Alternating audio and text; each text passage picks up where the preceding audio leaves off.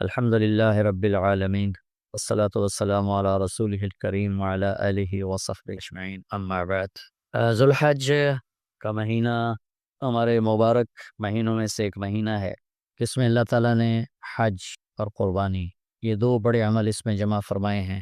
پوری دنیا سے حجاج کرام اس مہینے میں حج بھی کرتے ہیں اور پھر منی میں آ کر قربانی کرتے ہیں، اور اللہ تبارک و تعالیٰ نے ان ایام کی قسم اٹھائی ہے، والفجر ولیال عشر والشفع والوتر واللیل اذا یسر هل فی ذلک قسم لذی حجر۔ اور کسی دن کی قسم اللہ نے ایسے نہیں اٹھائی، خاص کر اللہ کو عید کے دن کی قسم اٹھائے یا جمعے کی قسم اٹھائے یا لیلۃ القدر کی قسم اٹھائے، انا انزلناہ فی لیلۃ القدر وما ادراک ما لیلۃ القدر، یہ گفتگو فرمائی، خبر دی۔ لیکن والفجر، مجھے قسم ہے فجر کی، اس سے مراد 10 تاریخ کی صبح، جو 9 کا دن گزار کے حج کا دن ہوتا ہے، اور وہ گزار کے جب 10 کی صبح یعنی قربانی کی جو صبح ہے، اللہ نے والفجر اس کی قسم اٹھائی۔ پھر ولیال عشر، یکم سے 10 ذو الحج کی جو راتیں ہیں ان کی قسم اٹھائی۔ والشفع، یہ 10 کے دن کی قسم اٹھائی۔ والوتر، اور یہ اللہ تعالیٰ نے 9 تاریخ کی قسم اٹھائی۔ واللیل اذا یسر، اور یہ 9 اور 10 کی درمیانی رات کی اللہ تعالیٰ نے قسم اٹھائی۔ یہ کسی بھی ٹائم کی، دن کی، مہینے کی، سال کی، اس طرح اللہ تعالیٰ نے خوبصورت انداز میں قسم نہیں اٹھائی جیسے اللہ تبارک و تعالیٰ نے یہ ان 10 دن راتیں، 9 کا دن، 10 کا دن، 10 کی رات، 10 کی صبح ہو۔ اور اللہ کے نبی کا فرمان ہے کہ ان 10 دنوں میں اللہ تعالیٰ کو جتنی عبادت پسند ہے وہ اور کسی دن میں بھی پسند نہیں، اور اس میں کوئی شک نہیں، ان 10 دنوں میں سب سے بڑی عبادت وہ حج ہے، جس کو اللہ تعالیٰ نصیب فرمائے اور جس کے مقدر میں فرمائے۔ حج ان 10 دنوں کی سب سے بڑی عبادت ہے۔ عرفات کی ایک دن کی حاضری وہ 10 لاکھ دن کی حاضری یا 1 لاکھ دن کی عبادت کے برابر ہوتی ہے، اور عرفات کے دن کی حاضری میں اللہ تعالیٰ کا ارشاد ہوتا ہے، میرے بندو آج جتنے گناہ لے کر آؤ، جتنے بارش کے قطرے، جتنے درختوں کے پتے، جتنے ریت کے ذرے، جتنے گردش ایام میں جب سے ٹائم شروع ہوا ہے اس میں بننے والے دن اور رات، اور یہاں کے توبہ کرو میں سب معاف کروں گا۔ اور عرفات کے دن جتنا شیطان ذلیل ہوتا ہے اتنا کسی دن بھی ذلیل نہیں ہوتا، اور میرے محبوب صلی اللہ علیہ وسلم نے یہ دن حج کا، عرفہ کا، زور اثر کٹھی پڑھ کے پھر سارا دن شام تک کوئی 5-6 گھنٹے مسلسل دعا مانگی، اور آپ نے فرمایا اس وقت میرا اللہ میرے صحابہ پہ فخر فرما رہا ہے، اور قربان جاؤں خطاب کے بیٹے پر، فرمایا اور عمر بن خطاب پہ اس وقت میرا اللہ خاص طور پہ خوش ہو رہا ہے، اور خاص طور پہ عمر بن خطاب پہ اللہ تعالیٰ فخر فرما رہا ہے۔ ان 10 دنوں میں عبادت کا ذوق بڑھنا چاہیے، نوافل بڑھائے جائیں، ذکر بڑھائے جائے، تلاوت بڑھائی جائے، ہمت ہو تو روزے رکھے جائیں، خاص طور پہ 9 تاریخ کا روزہ پچھلے سال کے سارے گناہ معاف ہو جاتے ہیں، ایک دن کا جو روزہ ہے۔ پھر اس کا دوسرا جو بڑا عمل ہے وہ قربانی ہے، اور یہ قربانی آدم علیہ السلام سے چلی آ رہی، وَاتْلُ عَلَيْهِمْ نَبَأَ ابْنَيْ آدَمَ بِالْحَقِّ إِذْ قَرَّبَا قُرْبَانًا فَتُقُبِّلَ مِنْ أَحَدِهِمَا وَلَمْ يُتَقَبَّلْ مِنَ الْآخَرِ۔ اس قربانی کی بنیاد تو آدم علیہ السلام سے پڑی ہے، لیکن ہمیں جو حکم ملا وہ سنت ابیکم ابراہیم، وہ ابراہیم علیہ السلام کی سنت ہے قربانی۔ یہ بہت خوبصورت قصہ ہے اور بہت عجیب و غریب قصہ ہے کہ اللہ پر سب کچھ لگا دینا۔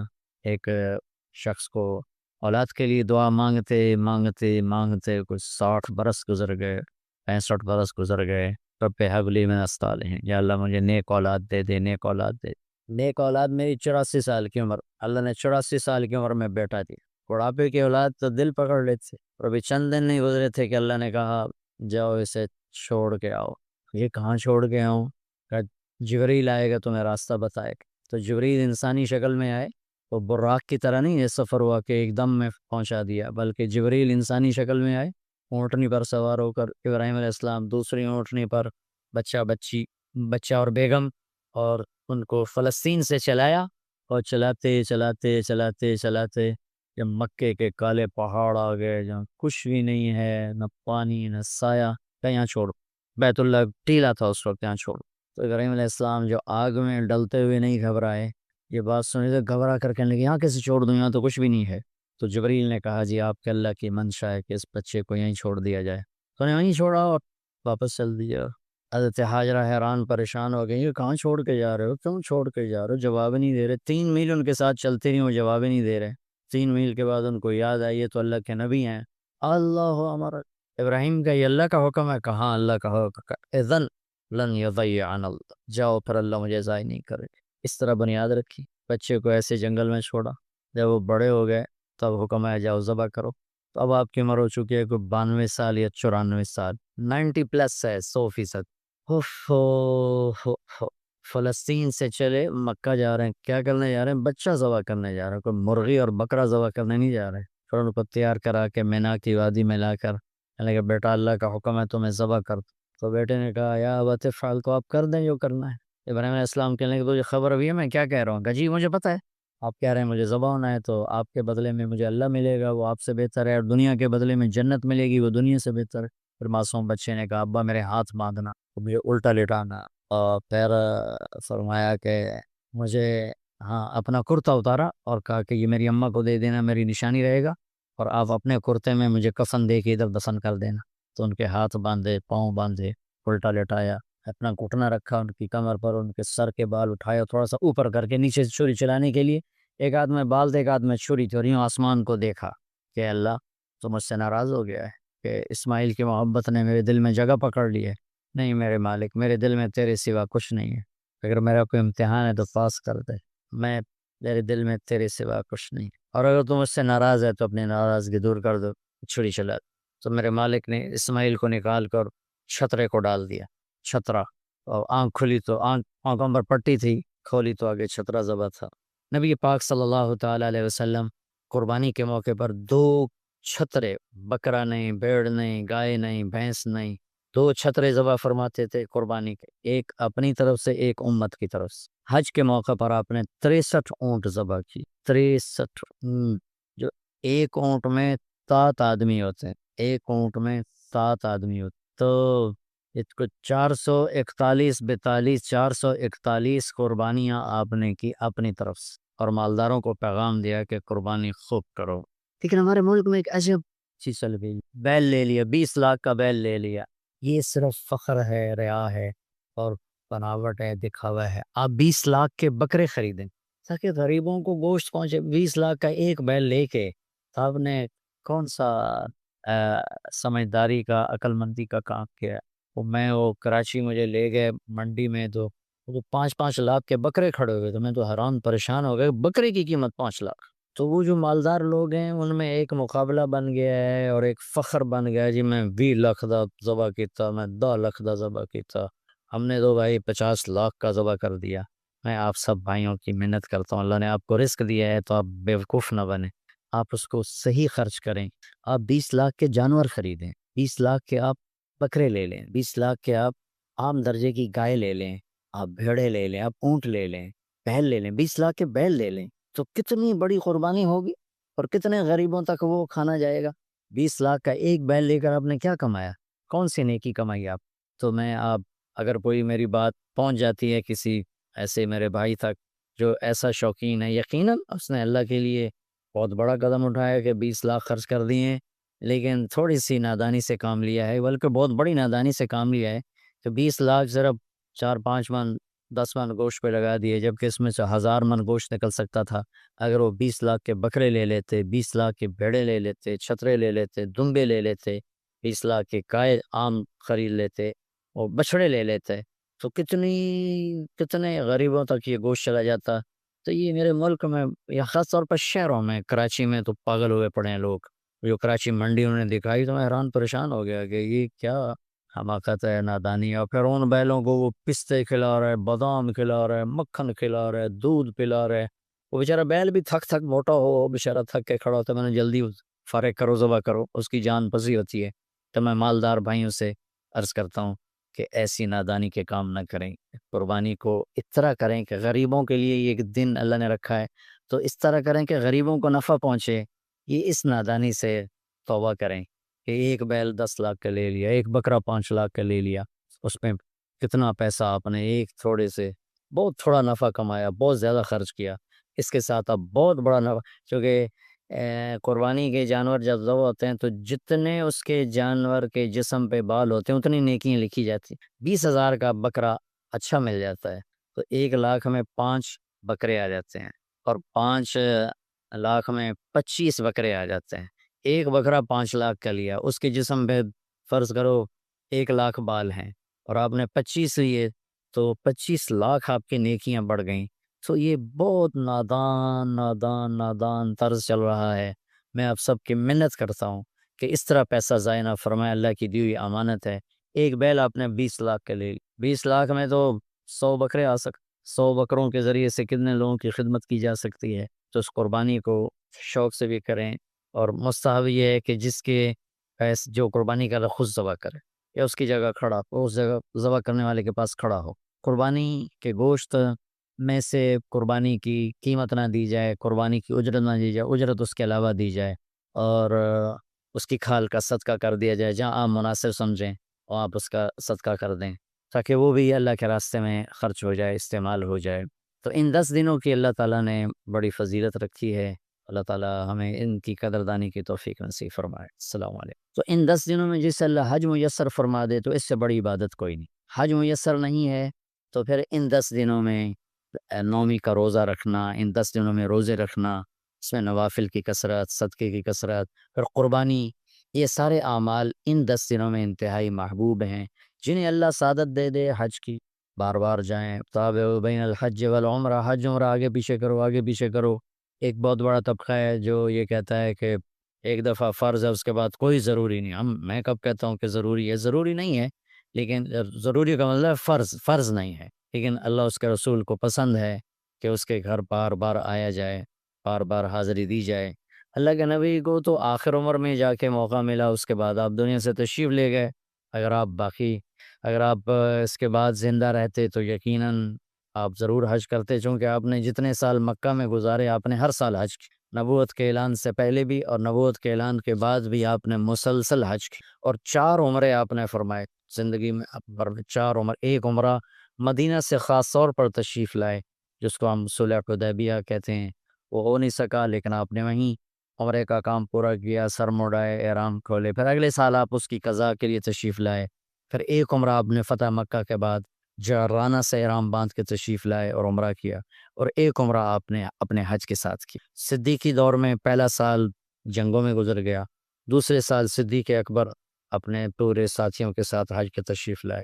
فاروقی دور میں عمر بن خطاب رضی اللہ تعالیٰ عنہ 10 سال حکومت کی، 10 سال حج کیا، ہر سال حج پہ تشریف لائے۔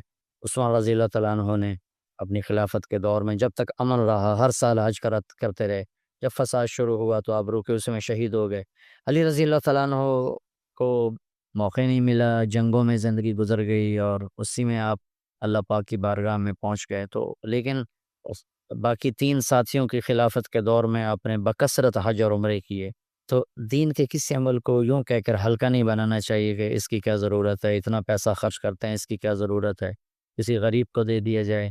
یہ اس طرح تخول نہیں کرنا چاہیے کہ اللہ کے گھر کی حاضری کو اتنا ہلکا نہیں سمجھنا چاہیے۔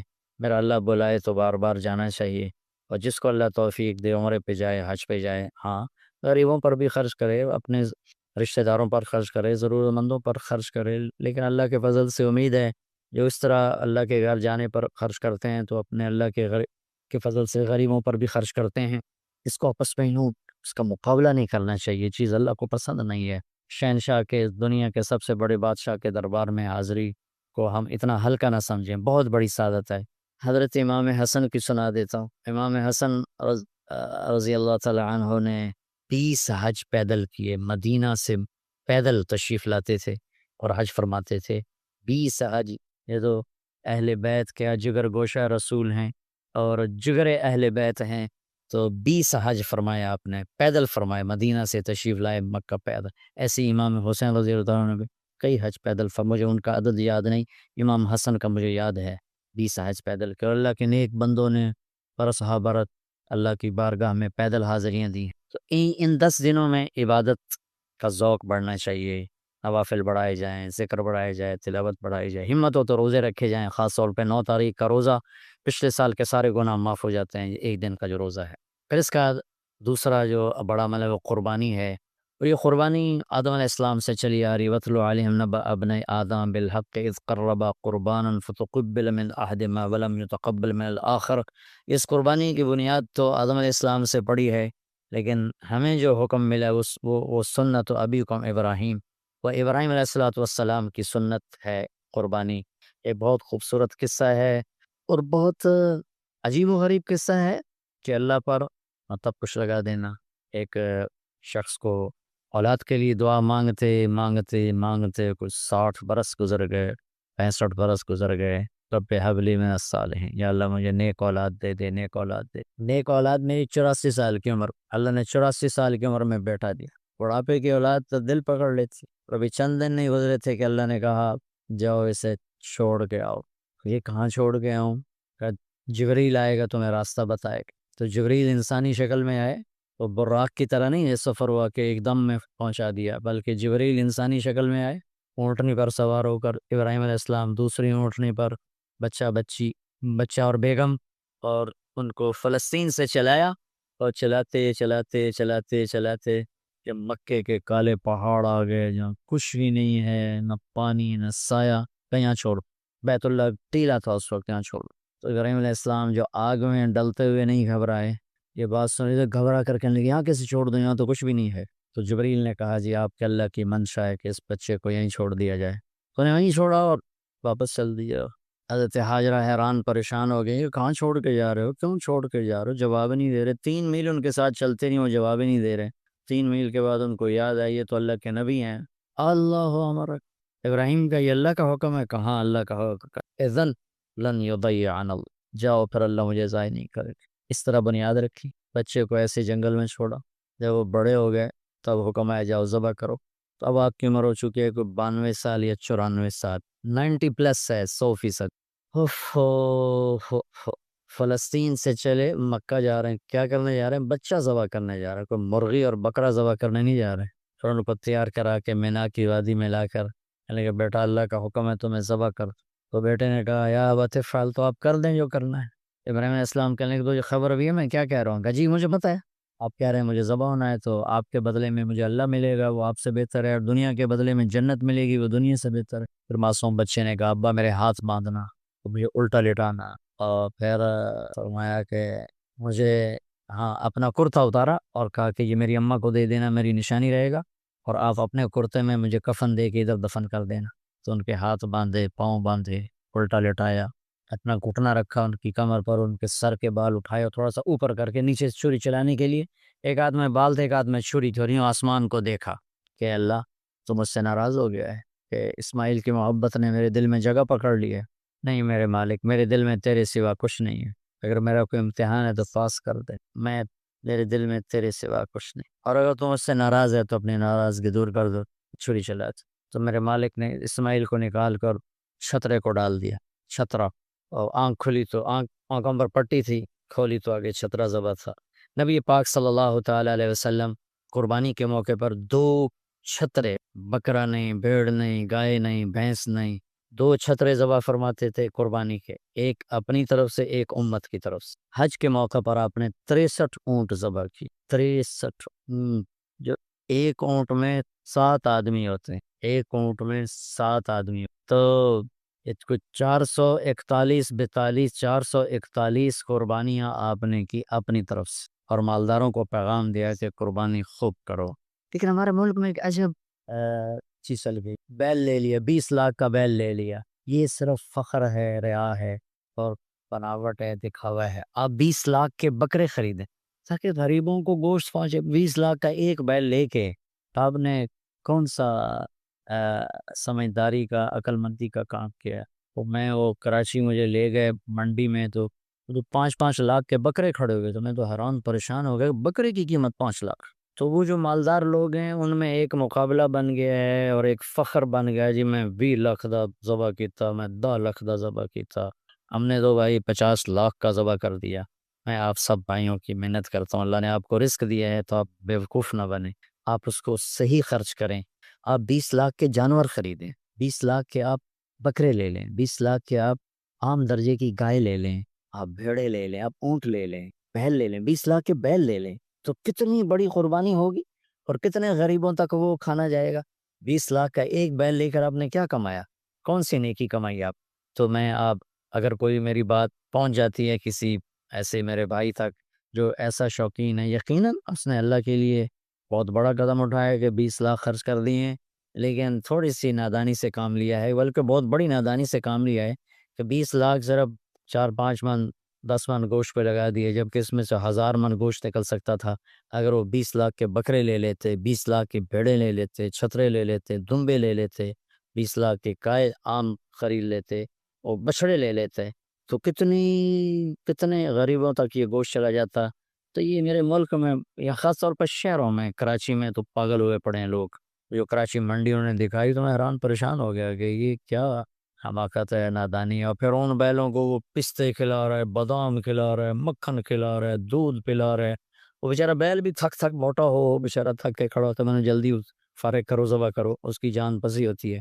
تو میں مالدار بھائیوں سے عرض کرتا ہوں کہ ایسی نادانی کے کام نہ کریں، اس قربانی کو اس طرح کریں کہ غریبوں کے لیے ایک دن اللہ نے رکھا ہے تو اس طرح کریں کہ غریبوں کو نفع پہنچے۔ یہ اس نادانی سے توبہ کریں کہ ایک بیل 10 لاکھ کا لے لیا، ایک بکرا 5 لاکھ کا لے لیا، اس میں کتنا پیسہ آپ نے ایک تھوڑے سے بہت تھوڑا نفع کمایا، بہت زیادہ خرچ کیا، اس کے ساتھ اب بہت بڑا نفع، کیونکہ قربانی کے جانور جب ذبح ہوتے ہیں تو جتنے اس کے جانور کے جسم پہ بال ہوتے ہیں اتنی نیکیاں لکھی جاتی۔ 20,000 کا بکرا اچھا مل جاتا ہے تو 1 لاکھ میں 5 بکرے آ جاتے ہیں، اور 5 لاکھ میں 25 بکرے آ جاتے ہیں۔ ایک بکرا 5 لاکھ کا لیا، اس کے جسم پہ فرض کرو 1 لاکھ بال ہیں اور آپ نے 25 لیے تو 25 لاکھ آپ کی نیکیاں بڑھ گئیں۔ تو یہ بہت نادان نادان نادان طرز چل رہا ہے۔ میں آپ سب کی منت کرتا ہوں کہ اس طرح پیسہ ضائع نہ فرمائے، اللہ کی دی ہوئی امانت ہے۔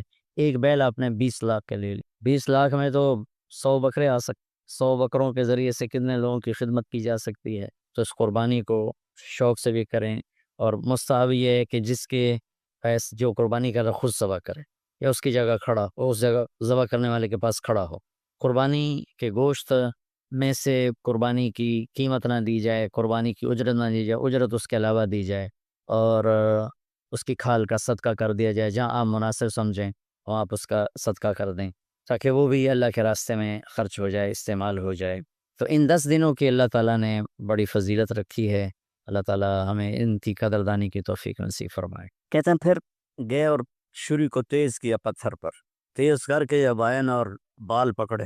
آسمان کے فرشتے 2 دفعہ روئے ہیں انسانی تاریخ، آسمان کے فرشتے 2 دفعہ روئے ہیں انسانی تاریخ۔ ایک جب ابراہیم علیہ السلام نے ان کی کمر پہ اپنا گھٹنا رکھا کہ سر کے بال پکڑ اور چھری پکڑ کے یہ کہا یا اللہ کو مجھ سے ناراض ہو، تو آسمان کے فرشتوں کی چیخیں نکل۔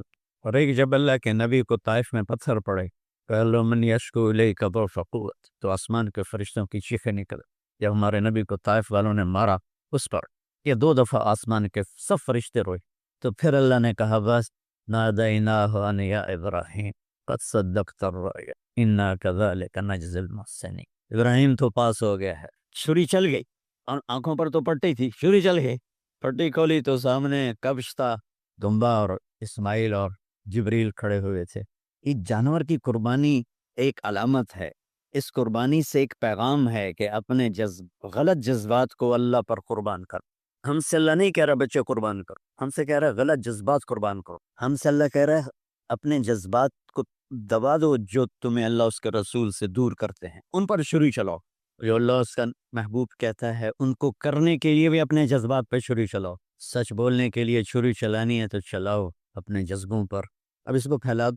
ساری شریعت میں اللہ نے جو احل حلالا، جو اس نے کہا ہے یہ کرنا ہے، اس کے لیے اپنے جذبات قربان کر۔ وحرم حراما، اور جو کہتا ہے نہیں کرنا اس کو چھوڑنے کے لیے اپنے جذبات قربان کر دو۔ تو یہ ہے قربانی کی اصل حقیقت۔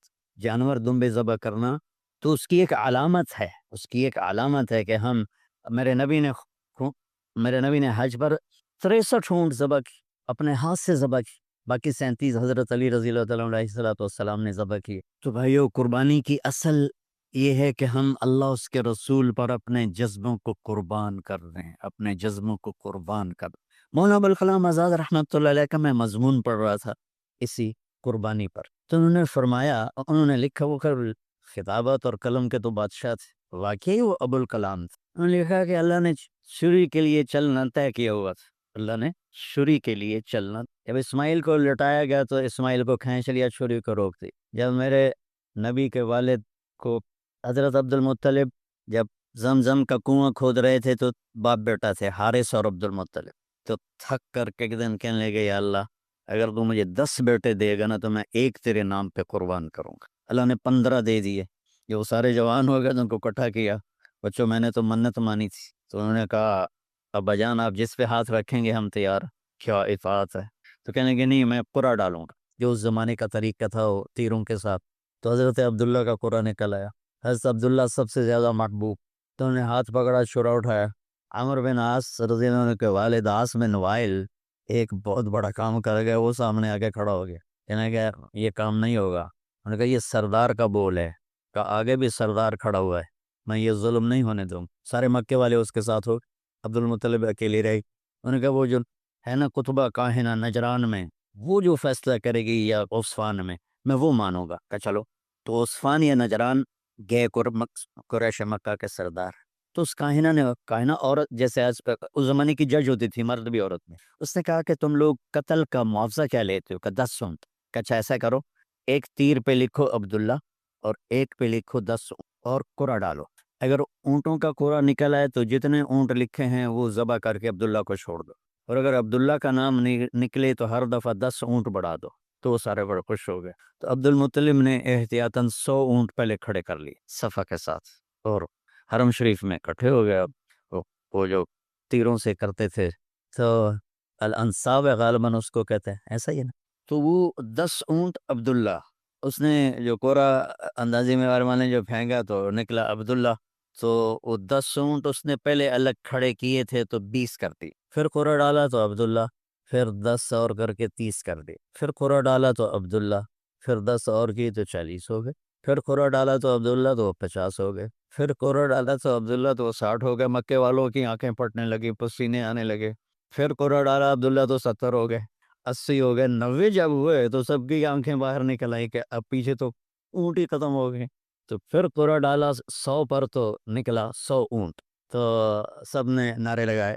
تو عبد المطلب کہ نہیں میں ایک دفعہ اور کروں گا. کیا تو پھر 100 اونٹ. پھر سب نے نعرے لگائے کہ نہیں میں ایک دفعہ اور کروں گا. پھر کیا تو 100 اونٹ.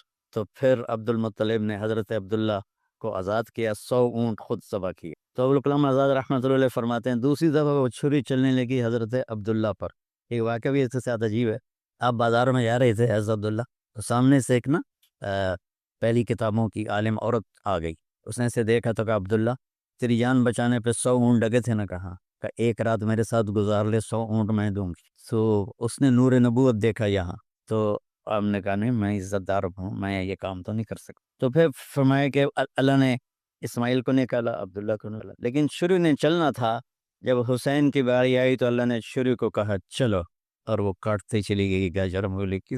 میرے نبی کی ساری نسل زبا اتنا کہا اذکرکم فی اہل بیت، اذکرکم فی اہل بیت، اذکرکم فی اہل بیت. صرف 60 سال بعد امت نے نواسے سمیت 72 انسان ذبح کرتے کہ جنازے بھی نہ پڑھنے تھے. اقبال نے کہا تھا نا قتل حسین اصل میں مر گئی یزید ہے، اسلام زندہ ہوتا ہے ہر کربلا کے بعد. اللہ سے محبت کر، اللہ کے نبی سے محبت کر، اللہ کے نبی کے گھرانے سے محبت کر، اللہ کے نبی کے صحابہ سے محبت، اللہ کے نیک بندوں سے محبت کرو. عید قربان کا فلسفہ ہے اللہ اس کے رسول کی اطاعت پہ قربان ہو. عید قربان کا فلسفہ ہے اللہ اس کے رسول کی اطاعت میں اپنے جذبات پہ چھری چلا. عید قربان کا فلسفہ ہے اللہ اس کے رسول کی اطاعت کے سامنے گردن کو جھکا دینا، اور اس کے لیے جس بھی کڑے امتحان سے گزرنا. ہم اللہ نہ کرے ہم امتحان نہیں مانگتے، یا اللہ نہیں مانگتے، یا اللہ نہیں. عافیت. تو میرے بھائی بہنوں، ہم اللہ کی بارگاہ میں ہم اللہ کی بارگاہ میں اس کے رسول کی بارگاہ میں تاکہ ہمارا یہ جہان بنے وہ جہاں